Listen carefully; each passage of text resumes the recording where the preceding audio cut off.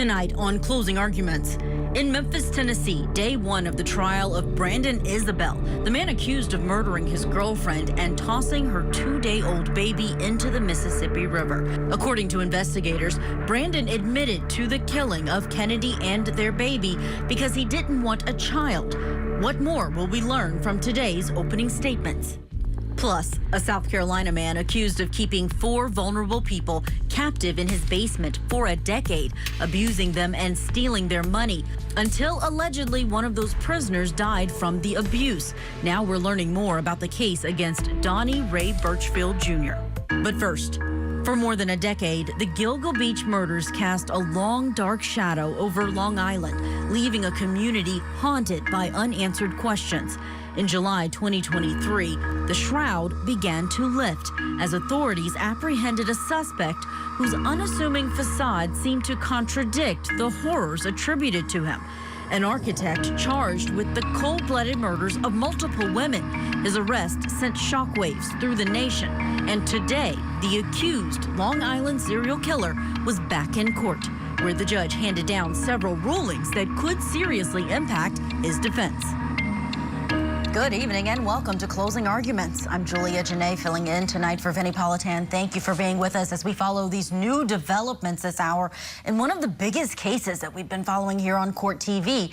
It involves 7 female victims and an alleged serial killer. And this is a case that began decades ago. And here's a look at those victims. First, in 1993, the body of Sandra Castillo was discovered by 2 hunters in a wooded area of North Sea on Long Island. And according to court documents, Castillo had several sharp force injuries across her body. Then came the partial remains of Jessica Taylor and Valerie Mack. In 2000, Valerie's partial remains were discovered by hikers in Manorville, New York. Her body had been cut into pieces and placed in plastic bags. Jessica Taylor's partial remains were discovered in Manorville in 2003. And in 2011, limbs and skulls belonging to Jessica and Valerie were located in Gilgo Beach. In 2010, the remains of 4 more victims, Megan Waterman, Maureen Brainerd Barnes, Amber Lynn Costello, and Melissa Bartholomew. They were found in Gilgo Beach. And more than 30 years since the discovery of the first victim's body, authorities say they have identified the so-called Long Island serial killer. But the question is, can they prove it? How will they prove it? Prosecutors say that DNA will put former Long Island architect Rex Heuermann behind bars. And today, a judge made a big ruling in the case. Prosecutors are allowed to use high-tech DNA never before used in a New York courtroom in the case against him. So we're going to focus on this new revelation. This is the second time the defense has tried to block this advanced DNA. And again, the first time it's being used in New York. So here to offer her expertise on this case is forensic DNA expert and president of Identifiers International. We have Colleen Fitzpatrick with us. Colleen, thank you so much for breaking this down for us. And as I mentioned, first time in a New York courtroom. Can you talk about why this is such a big deal? Well, for years, the legal system has used CODIS, the CODIS system, which is a profile of 20 markers called short tandem repeats. And these markers have been well characterized. They've been ruled admissible in court a long time ago. They're repeatable. They're very, the system has very high confidence in these markers, identifying this population statistics. It's, really well known. So now this involves a different kind of marker called a SNP. And SNPs have been around a long time, but they have never really been used in legally for human identification. So the genetic genealogy community, forensic genetic genealogy, has become a way of generating investigative leads using SNPs.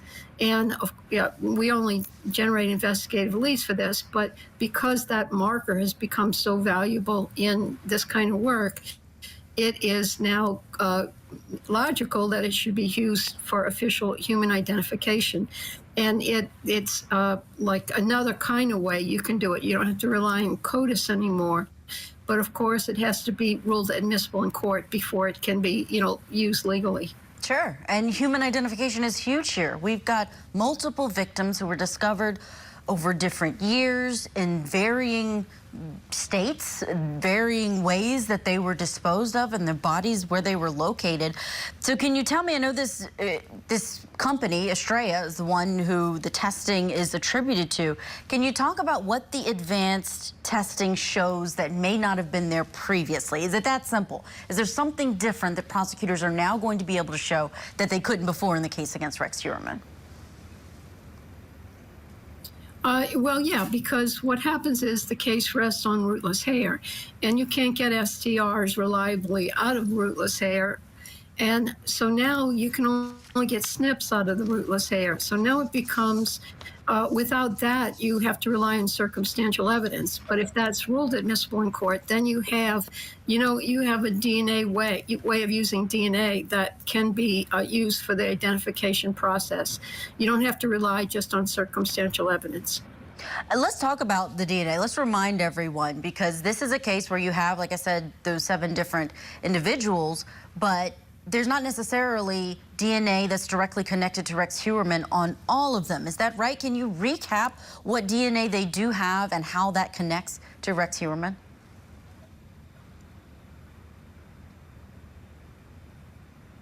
Well, yes, I believe what happened is they originally found a hair in one of the burlap sacks that contained one of the bodies. I can't remember which one. And so from that hair, they were able to extract mitochondrial DNA, which has been used quite a bit in a lot of identifications.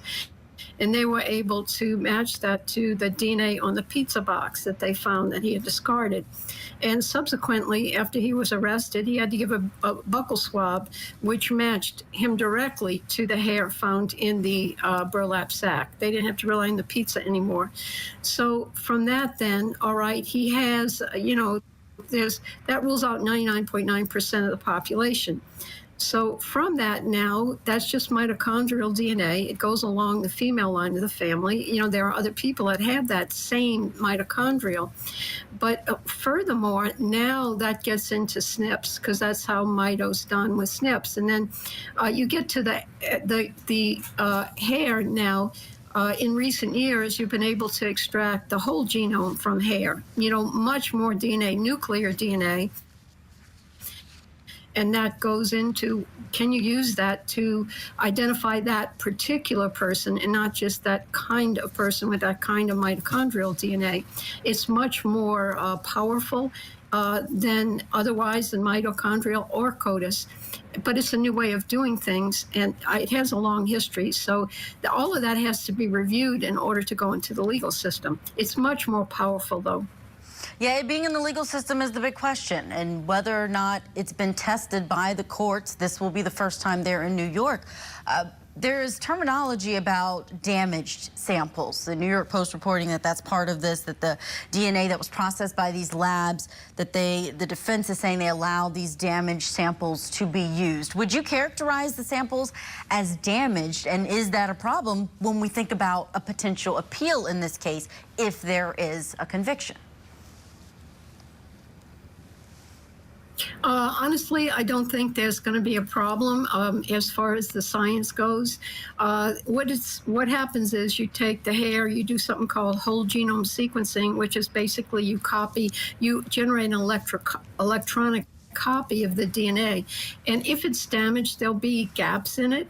And you use a software technique called imputation, where you take your unknown DNA, you compare it to the standard human genome, and you can fill in a lot of the gaps. There's certain logic to that. All humans are 97, 98, 99% the same. So if you do have gaps, it's, you use certain techniques to fill those in. So that has been used, and many times over time. Imputation has been used not only for rootless hair, but for other damaged DNA. We've used it many times. And so the admissibility kind of did not depend on the whole genome sequencing, but more like the repair, the software IBD-GEM that was used to repair that damaged DNA. But from reading the judge's ruling and the resumes of Dr. Green, Dr. Navrosky, Dr. Harris, who really did the work, You know, they ran thousands of cases to make sure that their software worked. You just don't, you just don't say, hey, it works, and you throw out some numbers. You have to make sure that it works, and they ran thousands of cases where they knew the DNA matched, to DNA match. They took a supposed unknown, and then they ran it against a bunch of people, and it matched or it didn't, and it was always 100% correct, whether it was the person or was not the person. And then they looked at errors that could possibly come up with the software and whether they affected that decision or that outcome, and they really didn't. So of all the many, many cases that they used to test the software before going and running it in this case, showed it was, basically reliable. It was reliable 100% of the time. So if you go to the appeals, you start talking about this, you almost can't go against that. It's just been tested like crazy, and enough to be considered reliable in the scientific community. And that's what the Fry hearing came up with. Colleen Fitzpatrick, president of Identifiers International, thank you for helping us break down that complex science about DNA. We appreciate it, and I want to turn now to our think tank that we have with us so we can talk about some other things that happened today in the Rex Heuermann case. We have criminal defense attorney and former head New Jersey County prosecutor Bob Bianchi with us, and criminal defense attorney Charles Milstead is with us, and criminal defense and family law attorney Allie Croft-Hamill. Thank you all for being on. We've got all attorneys who are experienced and understand how things can change in a case like this. Yeah, we have one investigator. One investigator. That's right, Charles. Yeah, we got two attorneys and one investigator. Thank you for correcting me. Let's start with you, Bob, though. We're talking about something new in New York. This DNA evidence, advanced technology being allowed in. Where do you stand on this? Okay, as a former homicide prosecutor, I'm very, very comfortable with this evidence. Your guest did a phenomenal job before we got on breaking this down, and so your audience understands. Expert witnesses are only allowed to testify if it passes what they call the Fry standard. The Fry standard, F-R-Y-E, is an actual case that says before scientific evidence, quote unquote, is allowed to be admitted, Charles will talk about this a little bit later, as a scientist, or an investigator rather, you have to make sure that it is scientifically reliable. You just can't throw junk out there. And you have a standard here, a new way of doing DNA evidence. But there was a time when I started, believe it or not, that DNA was new. All of DNA was new. So since the 90s, the courts have said DNA is admissible because it's generally accepted science. It's reliable. Whether the jury accepts it or not, it's a different question, but we're going to allow it to be admitted. Here's a new form of analysis now that's close to 100% accurate. And so from a legal point of view, from a prosecutorial point of view, I always have to worry about, will this get reversed on appeal? But I'm not here because the judge made a very competent ruling after listening to experts that this in fact is more reliable than other DNA evidence in the past, and that is the only thing that counts. So this is a big win for prosecutors, and this ruling will not be disturbed, in my humble opinion, on appeal, and certainly it's going to be very powerful evidence against the defendant in terms of guilt. And this is the second time that the judge has denied this motion by the defense to try and keep it out. Charles Milstead, criminal defense investigator, are you concerned about the advanced technology that is going to be allowed inside of a courtroom, and what is that going to mean for criminal defense cases? No, I'm not concerned at all. I mean, the science works both against and in favor of criminal defendants. So, the defense community is just as interested in getting at the truth and having reliable science that has been subjected to the prize standard, and so I don't think this changes anything, from a defense perspective in terms of how the community looks at this. Naturally, there's still going to be issues that have to pass the sniff test as far as the collection methods, crime scene processing, the credentials of the experts that present the evidence, that conduct the analysis, et cetera. All of those things are going to continue to be very important for defense lawyers to look at, to ensure that they have consulted with other opinions, other experts, to ensure that the science as it's being presented is in fact being presented in a way that is applicable to what the state or the government is trying to bring out in their case in chief. Yeah, absolutely. Ali, let me ask you about something else that happened today inside of that courtroom. The judge denying a request to sever these cases into two individual trials. They want the deaths that happened from the 90s to the early 2000s to be separated from the ones that were killed 2009 to 2011. And there's DNA evidence, but not on all of these bodies. So how important was it for the prosecutors to get this positive ruling where they're going to keep all the cases together? Can they perhaps use that to tie everything together?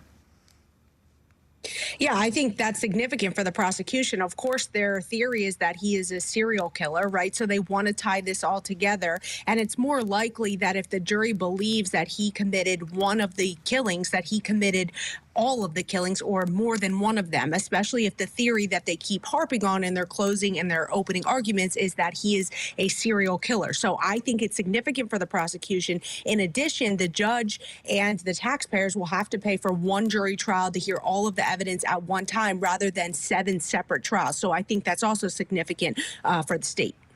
And there was something that the judge mentioned in that order, and that had to do with this planner, this murder planner, when we've got victims from 1993 to 2010. DNA is not the only evidence they say they have. They say they have that planner, and in the court documents, they describe some of the things that Rex Heuermann put in this document. Our producer breaks down the details.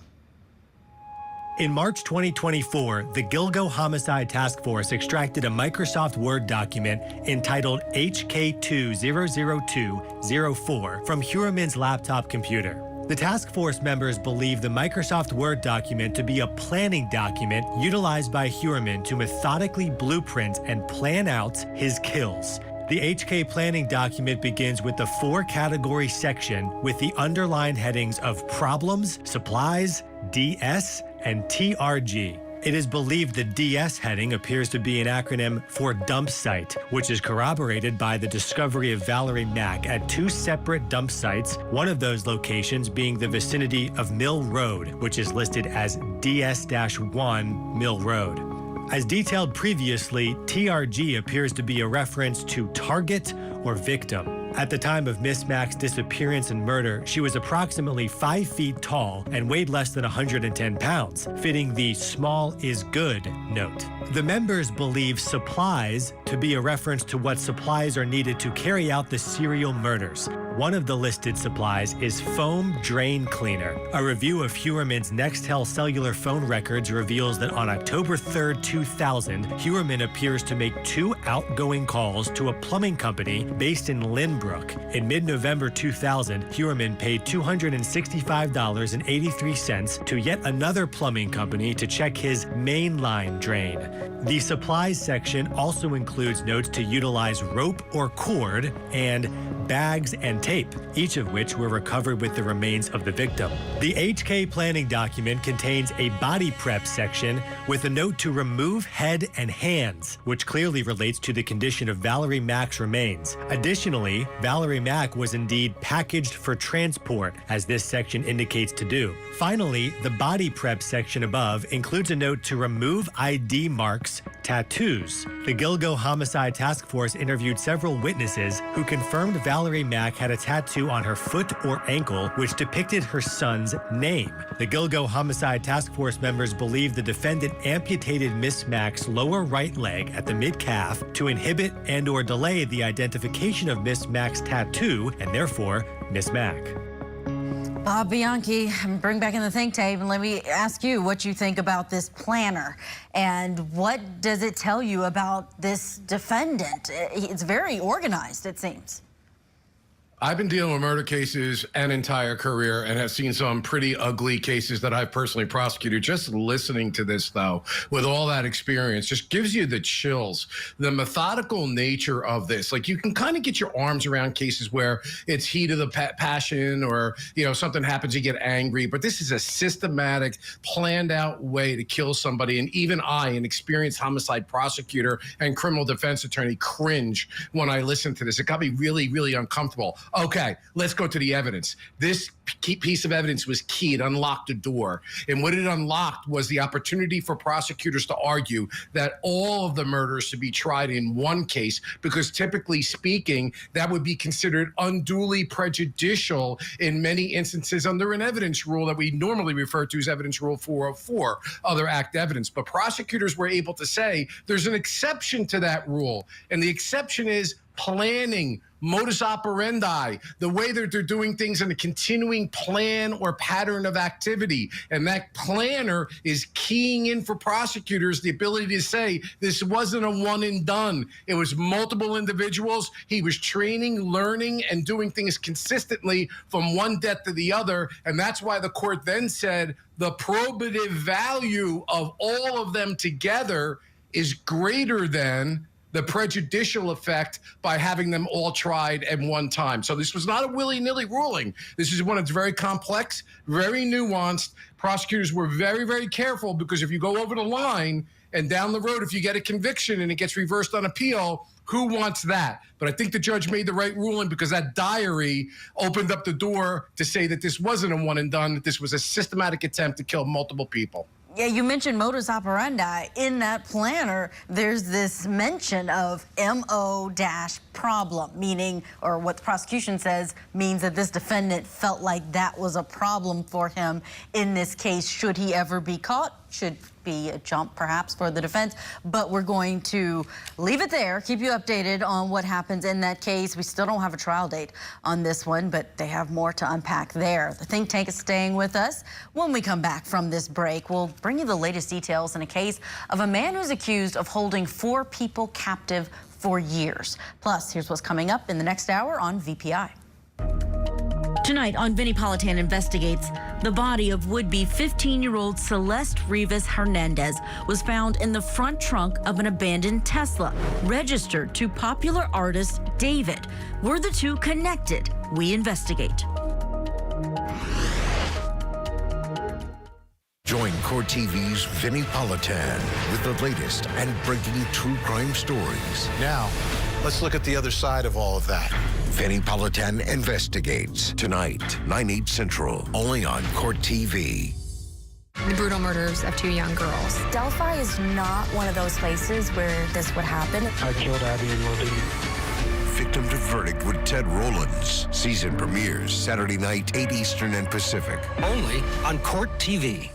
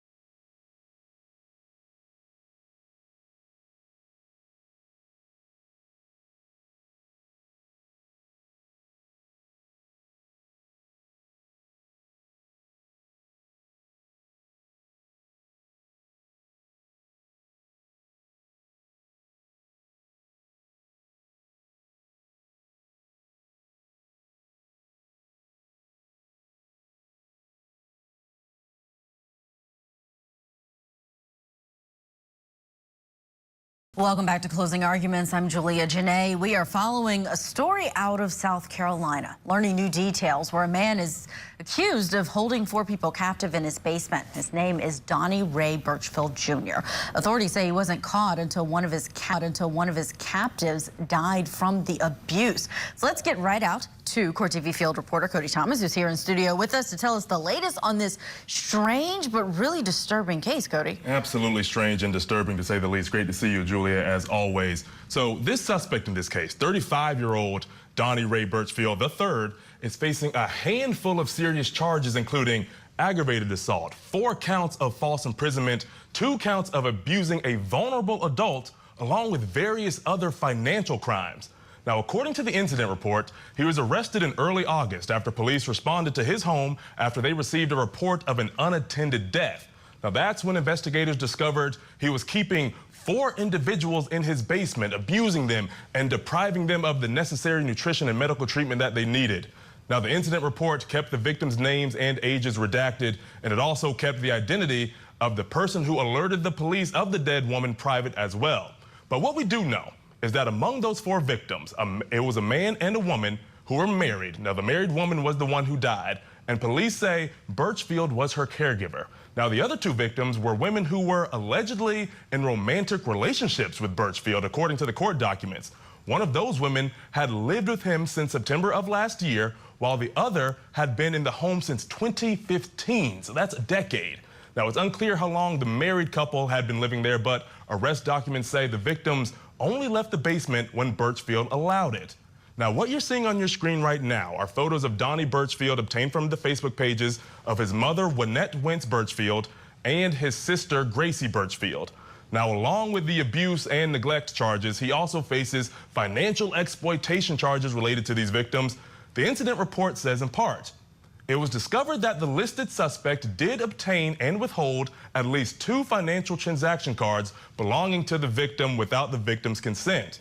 The listed suspect did financially exploit the victim by using funds from these financial transaction cards to purchase services for himself without authorization by the vulnerable adult. The listed suspect did purchase services for himself from the same vendor on 23 different dates between November 4th, 2022 and September 3rd, 2024. Now, he continued to financially exploit the victim by making payments toward his personal transactional cards from the victim's personal bank account. So to simplify all of that, over the period of time listed in the incident report, Birchfield was abusing these 4 victims and using their money for his own personal use for dozens of purchases and paying off his own credit card debt in the neighborhood of $12,000, according to that report, Julia. What was happening in this house, Cody? That is unbelievable details. Still a lot more that we don't know. Thank you so much for updating us on what those details are. Let's bring back in the think tank. Still with us, Bob Bianchi, Charles Milstad, and Ali Crothhamel. Charles, let's start with you. If you're investigating this case, what's the main thing that you want to know here? Yeah, again, this is pretty disturbing allegations, and anytime you have someone who is responsible for a vulnerable population and is in charge of their welfare, and there's the potential for exploitation. But this is the type of case that I've had on previous occasions, and you have to be very careful in sort of examining a lot of the facts surrounding the care, the financial component to it. And the good news is that there generally is a decent amount of evidence available to facilitate that sort of probe and that sort of investigation in terms of how those proceeds are coming in, how they are benefiting the person whose care is at issue, and also how the reporting took place, whether there's some relatives that may have made a report, whether there's some sort of conflict there, or maybe a relative who felt deprived from caring for another relative. So there's a lot to untangle here, but getting to the bottom of this sort of case is truly very important, just because it's a very, very unfortunate thing when someone who is has been placed in the custody of somebody that is designed to keep them safe and cared for is being abused or exploited in some way. But generally, there's a lot of evidence here to bring some light to this type of case. Yeah, we really need to understand these relationships, Allie. We don't know if there were any kind of official guardianships between this defendant and the people who were found in the home. According to the report, we've got this perhaps relationship between the defendant and some of the people that were in this home, and one that was there for at least a decade. I'm concerned about why all of these people were there and no one had alerted authorities. We don't know about that yet, but what's standing out to you? Yeah, so it's kind of peculiar to me, Julia. These relationships and also where their families were, right? So you have people that are being held captive in a basement upwards of a decade, and I'm assuming they haven't gone to the doctor, the grocery store, the dentist, seen their family. Where are those people? You know, your normal contacts every day, where are they? It's very odd, and if they're not related, you have three different people, you know, you're presuming three different families. So what is he telling the families or telling the victims to tell the families? Very odd. Bob Bianchi, I want you to put on, I know you're a former prosecutor, but I want you to put on your criminal defense attorney hat and tell me what possibly the defense could argue in this case if everything that we've already heard so far outside of the abuse, according to Cody's report, if that's all true, if he did have these people down there that long, if he was using their credit cards, what is your argument here? Okay, well, listen, any good prosecutor is going to look to see what a good criminal defense lawyer would do here, and I do criminal defense, so we got it all here in one spot. Listen, I don't even know what this case is about. I don't know any of the facts. I know everyone is talking about how horrible it is, and I get it. Taking advantage of a vulnerable population of people is a bad thing to do. But some of the notes that have been said here today are, is there a legal responsibility? Is there some sort of care and custody agreement? Were these people mentally ill? Were they physically incapacitated?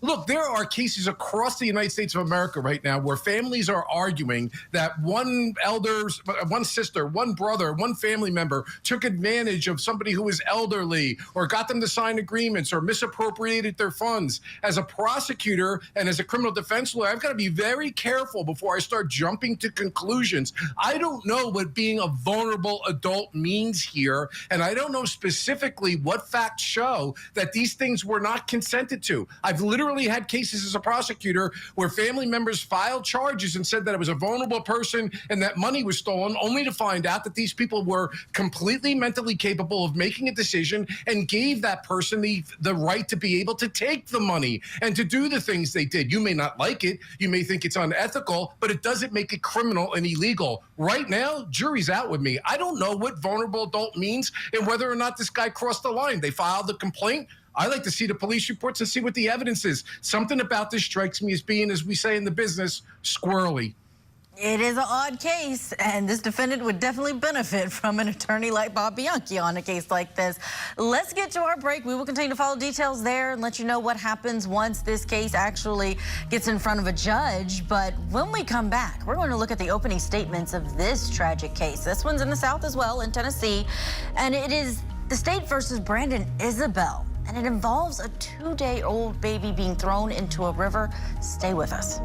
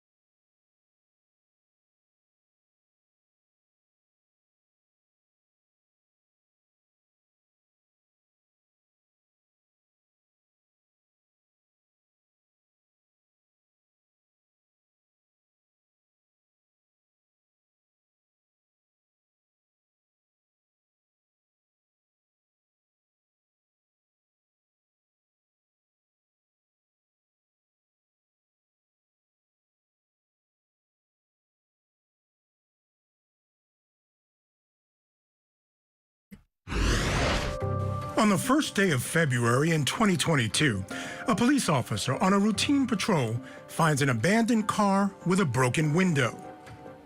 Then, a startling discovery. Beside that car, the body of 27-year-old Danielle Hoyle. She had been fatally shot. Relatives told police Hoyle had her 2-day-old daughter named Kennedy with her, and she was there to meet with the baby's father, Brandon Isabelle. Danielle, she missed by everybody. Like I say, young folks make mistakes, but that wasn't a mistake. There wasn't a reason to kill my daughter. Brandon Isabelle admitted to police to shooting Danielle Hoyle and to taking their newborn to the Mud Island boat ramp, where he tossed the baby into the Mississippi River. The baby's grandmother talked with WMC TV. I want him to suffer like he made my baby suffer. I want him to hurt. I don't want it to be easy for him. I want him to suffer. He needs to suffer. Why would you hurt a baby? A 5-day search in the frigid waters turned up no sign of baby Kennedy, whose body has never been found. Brandon Isabelle is charged with 2 counts of first-degree murder, aggravated child abuse and neglect, and aggravated kidnapping. He has pleaded not guilty. Why would you hurt a baby? That grandmother's line that she just said, that explains it all. That was Court TV anchor Michael Ayala with the backstory on one of the newest live trials that we're following here on Court TV. And today, we heard opening statements in the case of Tennessee versus Brandon Isabelle. How is his defense going to handle this, especially if the prosecution says he admitted to it? Let's take a listen to first the state of Tennessee and then Isabelle's defense. The defendant convinced Danielle to drive down Sedgwick Road where it meets Levi, a desolate, deserted, dark road. Danielle pulled to the side of the road, parked the wrong way. The defendant exited his vehicle, opened the passenger door, and fired 5 shots into Danielle's car, striking her in the face and the head. He dragged her body from the car, leaving her face down in a ditch. He took Kennedy from her car seat, grabbed her by the leg, and threw her into the cold, dark water, not realizing that her little baby cap had fallen from her head and lay resting on the riverbank. Danielle's family is out looking for him. They want to know where Danielle and the baby are. So Artisha drives him back to Blackberry in Cordova. That's where the defendant and Artisha Stewart are detained by the Memphis Police Department. Sergeants Wimbush and Boyd with homicide began to question the defendant. And through that questioning, it becomes apparent that they need to go to Mud Island. And so a frantic search begins for baby Kennedy on Mud Island. You can't know for sure if truth is being told to you. And that's understandable. Truth rings like a bell on a clear day. Truth does not lend itself to interpretations. Different scenarios, different interpretations.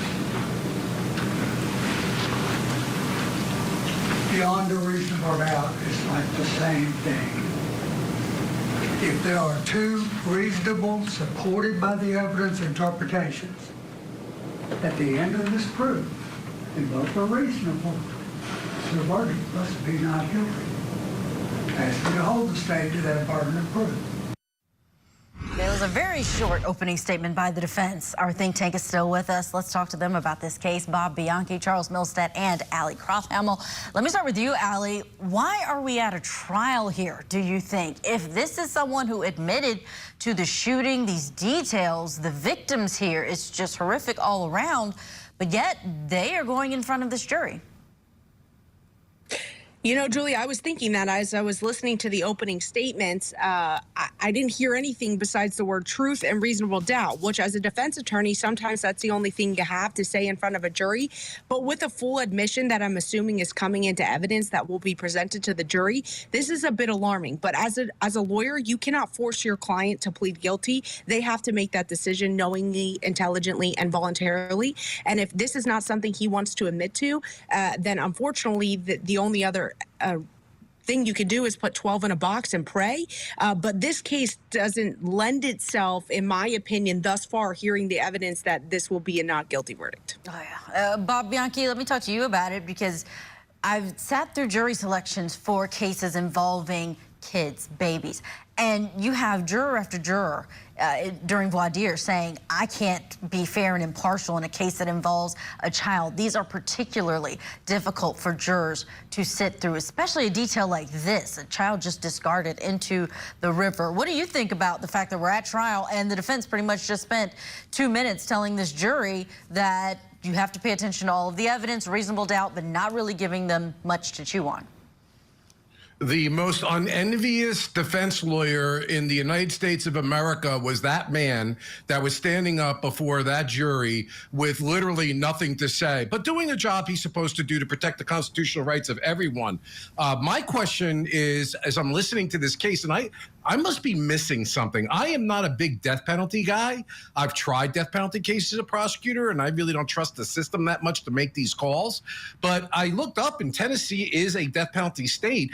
Of course they're going to try the case. They've got nothing to lose. Why not take a shot? Throw the Hail Mary pass. But if the death penalty was on the table, it would be a different situation. And as a prosecutor, strategically, I may be able to get a plea to life without parole if I choose to do that, or go the full route and see what the jury says, because he's going to get life without parole anyway. I must be missing something, because I looked at Tennessee's aggravating factors for the death penalty, and felony kidnapping, that poor baby was kidnapped under the age of 12 years old, is another aggravating factor. I'd even argue heinous and cruel manner of death, and multiple victims. So I honestly, I think I may be making a mistake, because if there was a case that had death penalty written on it, it's this one. And because they didn't, now they have, the defense has no strategic reason not to just go to trial and see what happens. You know, Bob, a follow-up on that, the grandmother, when we played the story where she was giving that interview, she said something that stood out, where she said, you know, I don't care if it was a mistake. You should never do something to harm a baby. And that made me wonder where she even got the language that he may have made a mistake. He actually said in an Apple Watch message that police were able to get, quote, let's end this mistake, Danielle. Meaning she was the mistake that he wanted to get rid of. This was before she was killed. So is there some kind of, perhaps if there's a mental health issue there, do you think that that could not necessarily come out during the openings, but could be a consideration by prosecutors? It's the only place to go. I always say anybody who commits a murder is mentally ill, but it doesn't necessarily meet the definition of mental illness, which is the inability to know the difference between right and wrong. But I do want to take what you just said. And look, as a prosecutor, when I'm evaluating conduct and I'm judging conduct, not people, conduct, I'm looking at how bad is this? Look, this guy literally, in terms of mental health, was able to make a phone call, lured her to the location for this specific purpose, took a weapon, fired 5 times to kill her, took the baby purposefully. I'm using this because it goes against mental health defenses. Do you have goal-oriented conduct? Threw the baby in the Mississippi and then went to Walgreens to buy his then girlfriend gifts. That's about as bad as you could get in terms of conduct. And he literally confesses, so strength of the case, strength of the proof, and then gives you the motive. I didn't want to have to deal with this child. I mean, this is literally one of the worst cases that scream out for the death penalty, which is one of the reasons I'm against the death penalty, because it's so arbitrary. Some people get it for nothing, and people like this don't. I don't understand it. Oh, and we have just run out of time to talk about this case, but our think tank, thank you so much for weighing in on it and for all of it this hour. We have Bob Bianchi, Charles Milstat, and Allie Croft-Hamill. Thanks for being with us. We are going to take a quick break. When we come back, though, it is time for us to reveal something else you need to know. Plus, take a look at this. Coming up on Vinnie Politan Investigates. Tonight on VPI. David's songs and social media pages have been growing in popularity. He now finds himself at the center of a homicide investigation involving a teenage girl. Could his songs, like Romantic Homicide, be used as evidence against him? Join Court TV's Vinnie Politan with the latest and breaking true crime stories. Now, let's look at the other side of all of that. Vinnie Politan Investigates. Tonight, 9/8 Central, only on Court TV. A young mother found brutally murdered. Now, the victim's boyfriend, a married father of 4. Guilty in the death of his mistress as well as their unborn child. The pregnant mistress murder trial, penalty phase. Wednesday morning, only on Court TV.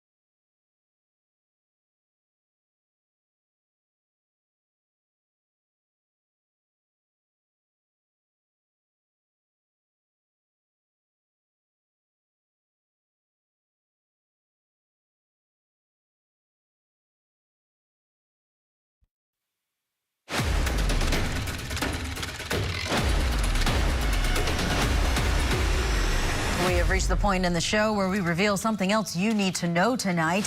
New evidence and crime scene photos have been released in the Idaho student murders invest. Those 4 students are serving a life sentence after pleading guilty to the murders of those University of Idaho students. And we're seeing the white Elantra that he drove to commit these brutal murders.